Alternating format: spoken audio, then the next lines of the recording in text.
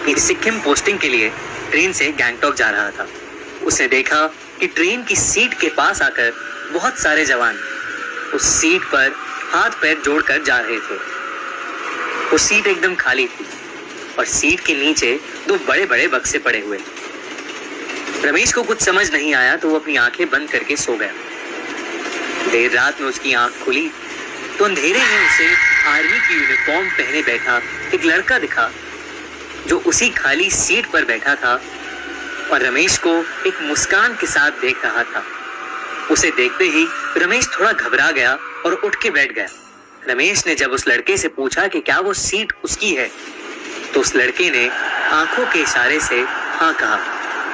तब रमेश ने पूछा कि वो लड़का कौन है और लोग उसकी सीट पर आकर हाथ क्यों जोड़ रहे थे।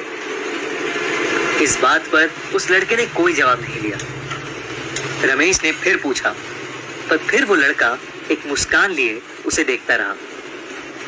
रमेश उस लड़के को पागल बोलकर लेट गया, पर जब उसने वापस उस सीट पर नजर घुमाई तो वहां कोई नहीं था। रमेश को ये सब बहुत अजीब लग रहा था।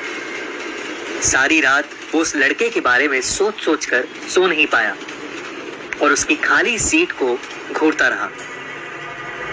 सुबह हुई और जब स्टेशन आया तो कुछ आर्मी ऑफिशियल्स उस लड़के की सीट के नीचे रखे दो बक्से लेने आए।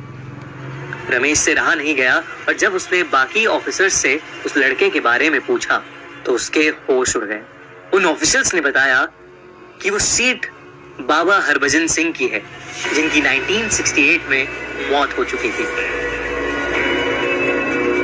हरभजन सिंह ने 1966 में आर्मी ज्वाइन करी थी और 2 साल बाद ही उनकी पानी में डूबकर मौत हो गई थी। 3 दिन तक जब उनकी लाश नहीं मिली तब बाकी फौज वालों ने उन्हें भगोड़ा घोषित कर दिया।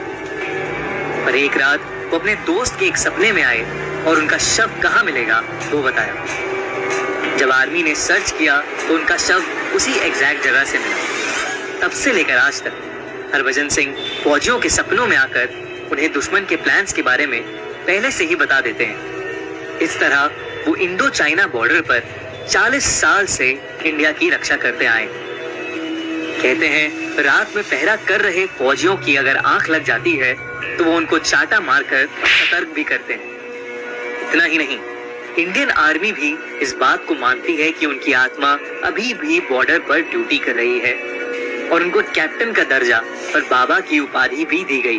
उनके नाम का एक मंदिर भी बनाया गया है जहां उनका एक कमरा है। हर रोज उनका बिस्तर बिछता है और उनकी यूनिफॉर्म और जूते वहां रखे जाते हैं। हर बार जब उनके कमरे की सफाई होती है तब बिस्तर पर सिलवटें और उनके जूतों में कीचड़ पाई जाती है। और तो और उन्हें हर साल घर जाने के लिए 2 महीने की छुट्टी भी दी जाती है और उनका सारा सामान उनके गांव भेजा जाता है। और उस समय सिक्किम के जवान हाई अलर्ट पर होते हैं। ये सब कुछ सुनकर रमेश दंग रह गया और अपने बंकर पहुंचते ही